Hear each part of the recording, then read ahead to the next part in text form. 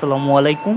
এই যে দেখতে পারতেছেন আপনার ছোট ছোট অর্ডার, এই যে আপনারা যে অর্ডার করেন ছোট ছোট অর্ডার, এগুলো হচ্ছে এই যে এখানে আছে হচ্ছে কাঁচা পেঁপে, তারপরে আছে হচ্ছে চানাচুর, তারপরে আছে হচ্ছে তিল সয়াবিন তেল, তারপরে আছে হচ্ছে গুল বেগুন, তারপরে আছে হচ্ছে চাষি চিনি গুঁড়া চাল। এটা হচ্ছে 3 কেজি, 3 কেজি। আর এখানে আছে হচ্ছে বরবটি, আর এখানে আছে হচ্ছে ধনিয়া পাতা।